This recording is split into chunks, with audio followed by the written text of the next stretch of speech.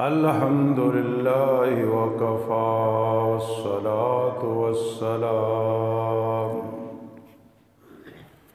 والصلاة والسلام على من لا نبي بعده وعلى آله وأصحابه وأزواجه وآل بيته وأحبائه.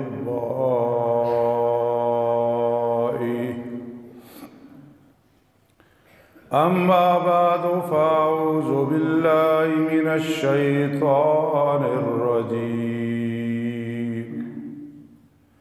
بسم الله الرحمن الرحيم.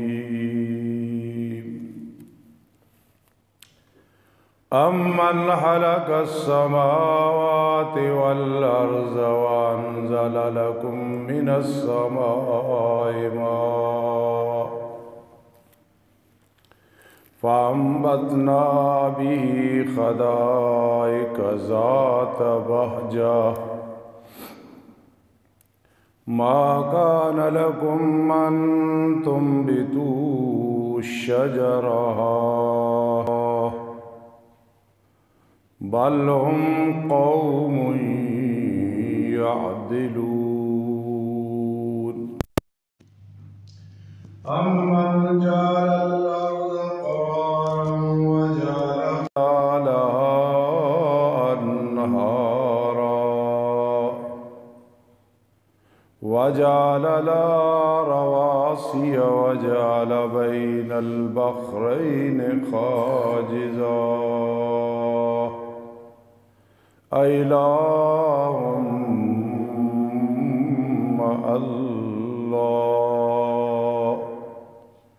بل أكثرهم لا يعلمون. سبحان ربك رب وسلام على المرسلين وبارك وسلم علیہ.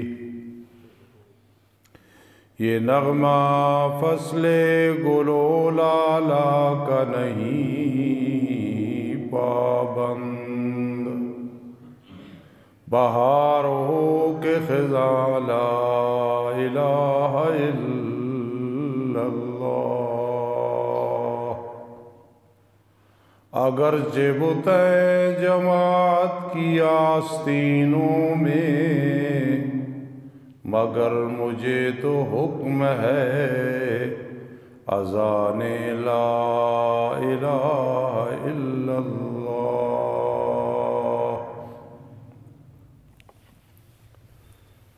واجب الاحترام سامعین کرام، آج کا ہمارا موضوع ہے کلمہ طیبہ کا مفہوم. آسان لفظوں میں اس کو یوں بیان کریں گے، پورا قرآن مقدس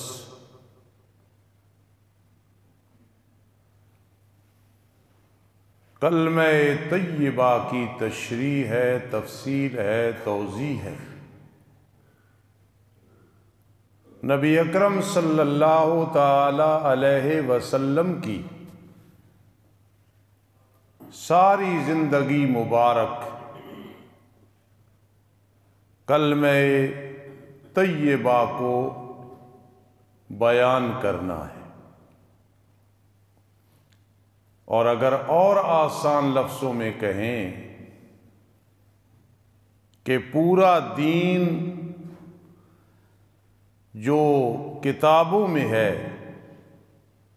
اس سے پہلے قرآن حدیث میں ہے، اس کا متن اور اس کا اجمال وہ کلمہ طیبہ میں ہے. کلمہ طیبہ ابھی آدھا پونا گھنٹہ پہلے میں کنز العمال کا مطالعہ کر رہا تھا۔ کنز العمال حدیث کی بڑی معتبر کتاب ہے،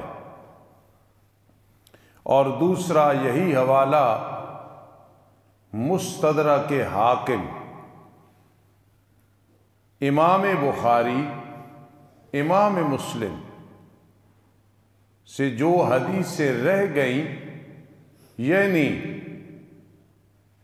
ان کی شرطوں کے مطابق جو حدیثیں تھی وہ لے آئے، وہ ذرا سخت تھے، تو پھر احسان کیا مستدرک حاکم رحمہ اللہ نے، اس میں وہ حدیثیں آ گئیں جو بخاری شریف اور مسلم شریف میں نہ آ سکی، تو اس کے اندر بھی موجود ہے کہ میرے آقا علیہ السلام نے فرمایا کہ عرش کے اوپر لکھا ہوا ہے۔ میں نے حوالہ بھی دیا اور بات بھی سمجھانے لگا ہوں کہ عرش کے اوپر لکھا ہوا ہے لا الہ الا اللہ محمد الرسول اللہ۔ یہ ایک حوالہ دے کے میں نے آپ کو بات سمجھائی ہے۔ اسی طرح جو دوسرا کلمہ ہے یہ ابن ماجہ کے اندر موجود ہے اور بخاری شریف کے اندر موجود ہے، اور تیسرا کلمہ اسی طرح مصنف ابن ابی شیبہ کے اندر موجود ہے، چوتھا کلمہ ترمذی شریف کے اندر موجود ہے، اور حدیث کی اور کتابوں میں موجود ہے، اور پانچواں اور چھٹا کلمہ احادیث کے ذخیرے میں موجود ہے۔ آج میں کلمہ طیبہ کے متعلق چند باتیں کروں گا، اور مجھے ناز بھی ہے کہ میرا مجمع علمی بات کو سمجھتا ہے۔ یہ اللہ کا بہت بڑا احسان ہے کہ آپ بات سمجھتے ہیں۔ لا الہ الا اللہ محمد الرسول اللہ، یہ جب کلمہ پڑھنا ہے تو پھر ساتھ صلی اللہ علیہ وسلم اس لیے نہیں پڑھنا کہ کلمہ اتنا ہے لا الہ الا اللہ محمد الرسول اللہ۔ ویسے جہاں بھی نبی علیہ السلام کا نام آئے واجب ہوتا ہے صلی اللہ علیہ وسلم پڑھنا، لیکن جب کلمہ پڑھنا ہے پھر اس لیے نہیں کہ کلمہ ہے صرف لا الہ الا اللہ محمد الرسول اللہ۔ کوئی یہ نہ سمجھ لے کہ کلمہ ہے لا الہ الا اللہ محمد الرسول اللہ صلی اللہ علیہ وسلم، کلمہ صرف محمد الرسول اللہ تک ہے۔ اب اس کی 3 جزء ہیں۔ لا الہ یہ طریقت ہے، بڑے ذہین نوجوان ہو یہ باتیں یاد رکھا کرو۔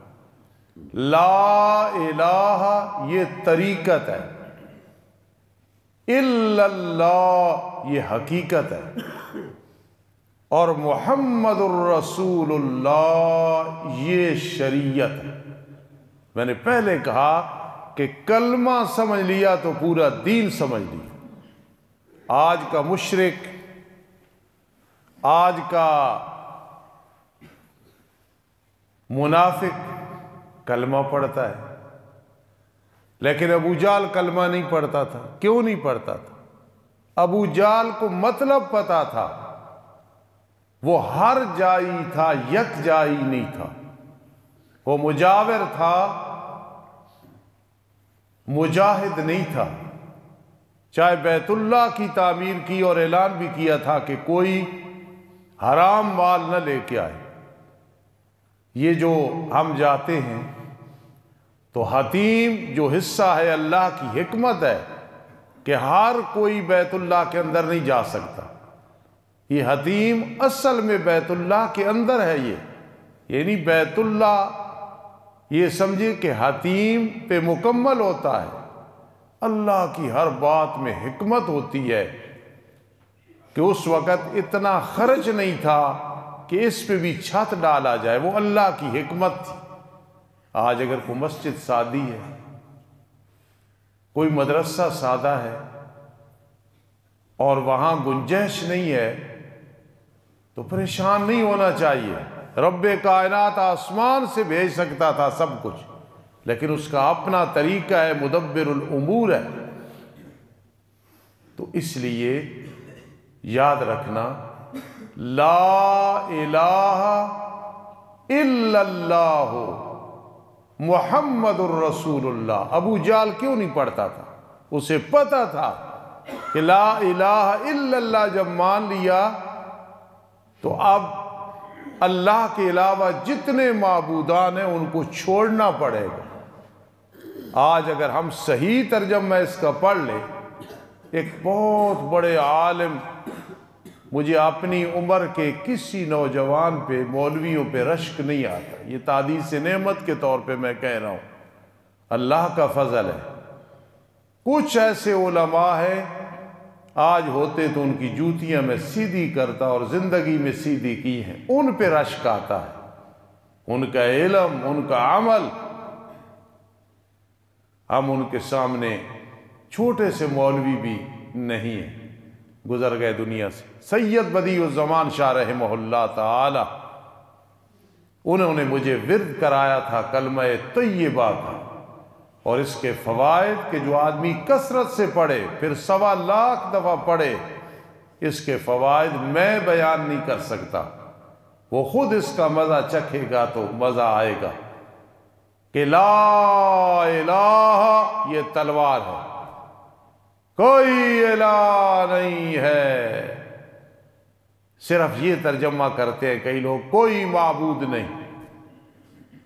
یہ ہمیں اللہ نے توفیق دی ہے، علماء دیوبند کی روحانی اولاد کو اور علماء دیوبند کو، اور خصوصاً میری جماعت اشاعت التوحید و سنہ کو، کہ ہم کھول کے بیان کرتے کوئی معبود نہیں، یعنی کوئی عبادت کے لائق نہیں، کوئی حاجت روا نہیں، کوئی مشکل کشا نہیں، کوئی بگڑی بنانے والا نہیں، کوئی مختار کل کہ اس کے پاس اختیارات ہوں اللہ والے، کوئی بھی نہیں ہے۔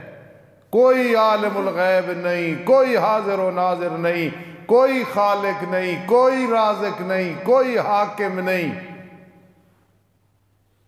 الا اللہ۔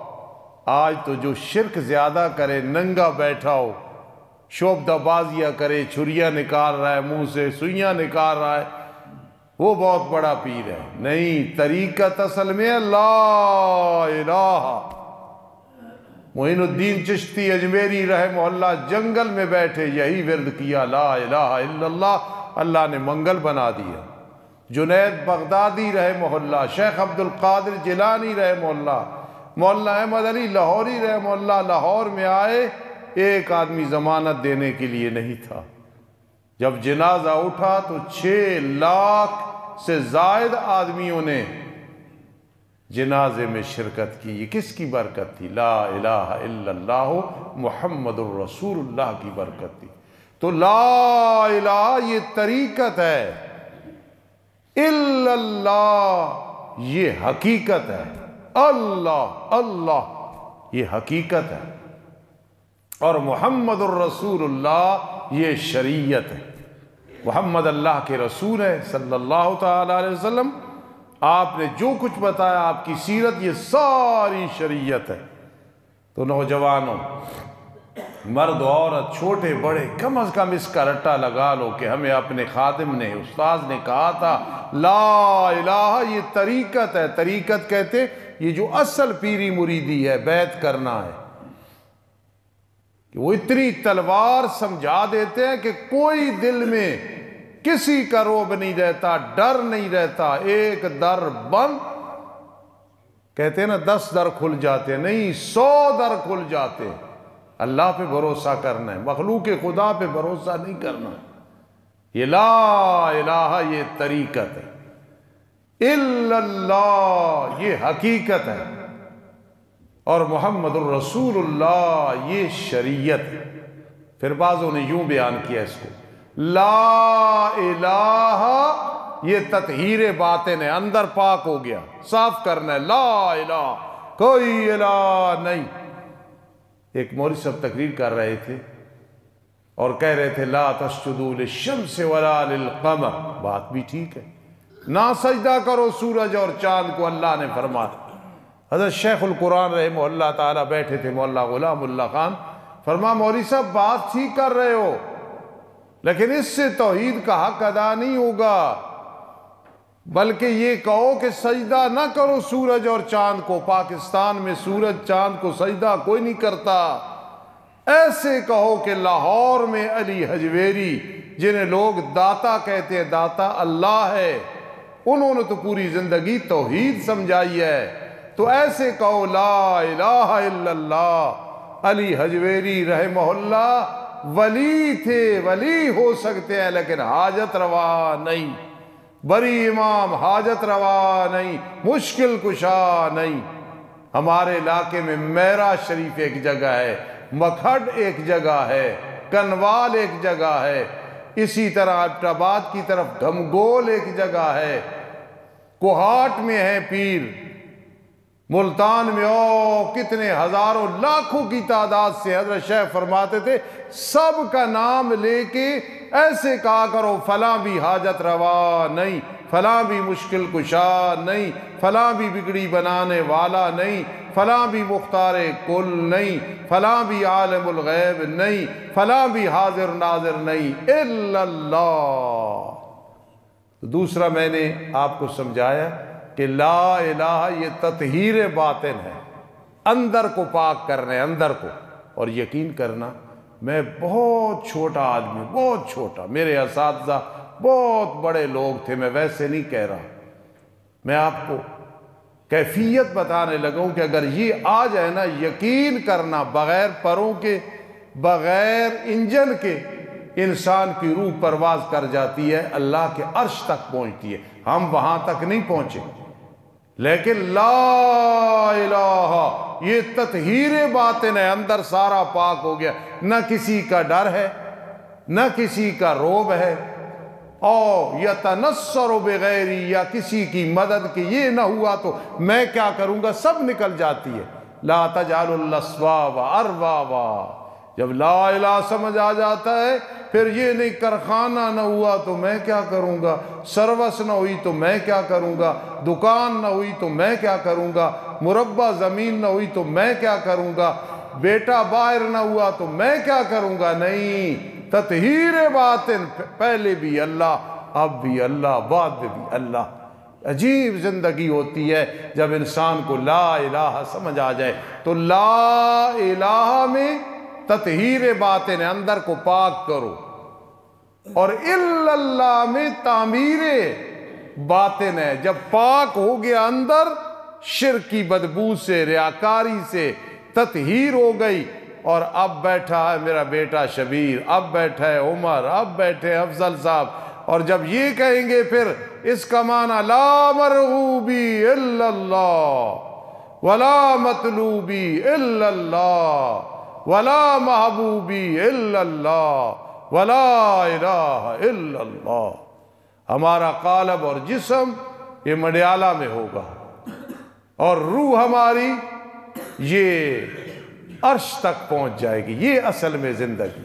کتنے قاری ہیں آج بہت اچھی تلاوت کرتے ہیں، تارمان صاحب کبھی آواز کو کہاں لے جاتے ہیں، میری اس وقت دل سے دعا ہوتی ہے یا اللہ کل قبر میں جانا، یہ میرا قبر کا سامان بنا دے۔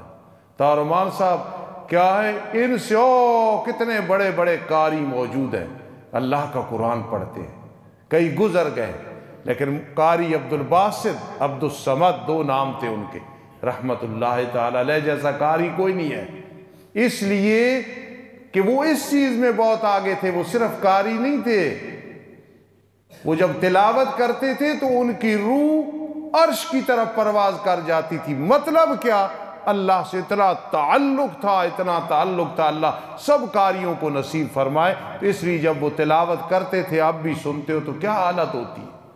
تو لا الہ تطہیر باطن ہے، الا اللہ، تعمیر بن گئی، اب تعمیر ہو گئی الا اللہ کی وجہ سے، لا مرغوبی الا اللہ، میری رغبت صرف اللہ کی طرف ہے، لا مرغوبی الا اللہ ولا مطلوبی الا اللہ، میرا مطلوب صرف اللہ ہے، ولا محبوبی الا اللہ، میری جو محبت ہے وہ صرف اللہ کے ساتھ ہے کہ مختار کل عالم الغیب۔ اب حضور علیہ السلام کے ساتھ محبت کیوں ہے؟ وہ اللہ کے آخری پیغمبر ہیں، ہمارے محبوب ہیں، لیکن جب آپ میں اللہ والی صفات نہیں، نہ عالم الغیب، نہ حاضر و ناظر، نہ حاجت روا، نہ مشکل کشا، نہ بگڑی بنانے والے، ایک اللہ ہی کی ذات ہے، آؤ یقین کرنا جنگل میں چلے جاؤ۔ گجرا والے میں ایک آدمی ہے، بہت امیر ہے، آپ جتنے بیٹھے ہو مجھے بڑی خوشی ہے، نوجوانوں کئی امیر بیٹھے ہو، اللہ آپ کو اس سے بھی زیادہ امیر کرے، دل سے کہہ رہا ہوں، محتاجی اچھی نہیں ہوتی، مال و دولت حلال کا ہو تو زیادہ۔ بہت امیر آدمی ہیں، میرے بڑے اچھے دوست ہیں، کرتے کیا ہے، ویرانے میں چلے جاتے، میں حقیقت کہہ رہا ہوں، ویرانے میں چلے جاتے ہیں، موٹر سائیکل پہ گئے، گاڑی پہ گئے، ویرانے میں بیٹھ کے اللہ کا ذکر کرتے ہیں، لا الہ الا اللہ، لا الہ الا اللہ، یقین کرنا مستجاب الدعوات ہے۔ جو آدمی اس کو سمجھ کے علیحدہ بیٹھ کے ویرانے میں چلا جائے، مسجد میں چلا جائے، اندھیرے میں چلا جائے، دریاؤ سمندر کے کنارے میں چلا جائے اور پڑھے لا الہ الا اللہ محمد رسول اللہ درد دل سے، پھر دیکھنا دنیا کیا ہے، پیرس کیا ہے، فرانس کیا ہے، واپٹا ٹاؤن میں پلاٹ کیا ہے، ماسٹر سٹی میں پلاٹ کیا ہے، وزیر اعلیٰ وزیر اعظم کیا ہے، ہم نے سمجھا نہیں ہے۔ تو لا الہ تطہیر باطن ہے، الا اللہ تعمیر باطن ہے، محمد الرسول اللہ، اس لحاظ سے ایک تو میں نے کہا نا شریعت، یہ دوسری لائن میں آ کے کہو گے محمد الرسول اللہ، یہ تعمیل ہے، یہ عمل کرنا ہے، عمل وہی ہوگا جس پہ سٹن محمد الرسول اللہ صلی اللہ علیہ وسلم کی لگی ہوگی۔ اب اگر اس کو سمجھنا ہے تو 20واں پارہ، چند آیات، 2 منٹ زیادہ ہو جائیں گے، چند آیات سن لیں، پھر اس کی تشریح انشاءاللہ کریں گے۔ دیکھنا انداز ہے لا الہ الا اللہ کا سمجھانے کا۔ 20واں پارہ سورۃ النمل، امن خلق السماوات والارض، اس کو کہتے ہیں مسئلہ الہ، کیا کون ہے جس نے پیدا کیا آسمان و زمینوں کو؟ دیکھنا ذرا انداز، وَأَنزَلَ لَكُم مِّنَ السَّمَاءِ مَاءً، کون اتارتا ہے تمہارے لیے آسمان سے پانی؟ انداز دیکھنا، فَأَنبَتْنَا بِهِ حَدَائِقَ ذَاتَ بَهْجَةٍ، اس کو التفات کہتے ہیں، فرما ہم اگاتے ہیں باغات رونق دار، بچوں بچیوں کے نام قرآن سے رکھا گیا۔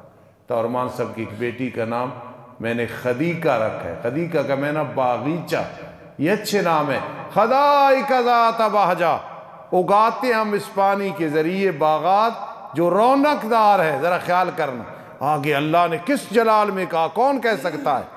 ما کان لکم ان تنبتوا شجرہا، یہاں اللہ اپنے جلال میں ہے، ما کان لکم ان تنبتوا شجرہا، تم میں سے کوئی طاقت نہیں رکھتا کہ درختوں کو اگائے، باغات کو اگائے، زمین کو اگائے، الہ مع اللہ، یہ بات کر کے کیا فرما، الہ مع اللہ۔ جب ہم طلباء کو پڑھاتے ہیں نا، یہاں پہنچ کے علمی طور پہ کہتے ہیں لا خالق السماوات والارض، کوئی آسمان و زمین کو پیدا کرنے والا نہیں، کوئی آسمان سے پانی اتارنے والا نہیں، کوئی باغات اگانے والا نہیں، الہ مع اللہ، کیا اللہ کے ساتھ کوئی معبود ہے؟ کوئی نہیں، لا الہ الا اللہ جواب آئے گا۔ بل ہم قوم یعدلون، بلکہ یہ قوم ہے جو شرک کرتی ہے اللہ کے ساتھ۔ ایک آیت اور سن لے، امن جعل الارض قرارا، یہ کلمہ سمجھا جا، کیا کون ہے جس نے زمین کو قرار بنایا؟ نیک بھی چل رہے، بد بھی چل رہے، جانور بھی چل رہے، انسان جنات چل رہے۔ وجعل خلالها انہارا، یہ زمین کے درمیان نہریں کس نے چلائی ہیں؟ وجعل لها رواسیا، یہ پہاڑ کس نے بنائے ہیں؟ وجعل بین البحرین حاجزا، یہ 2 دریاؤں کے درمیان پردہ کہ ادھر میٹھا پانی ادھر نمکین، ایک دوسرے کی طرف بغاوت نہیں کرتے، میٹھا ادھر نہیں آتا یہ ادھر۔ جس طرح برزخ کی زندگی ہے، یہ دنیا اور آخرت کے درمیان پردہ ہے، دنیا ادھر نہیں وہ ادھر نہیں، مردے کو ادھر کے حالات کا پتہ نہیں، ہمیں اس کے حالات کا پتہ نہیں، ہم اس کی نہیں سنتے وہ ہماری نہیں سنتے۔ جی وَجَعَلَ بَيْنَ الْبَحْرَيْنِ حَاجِزًا، کون ہے دو دریاؤں کے درمیان پردہ بنایا ہے؟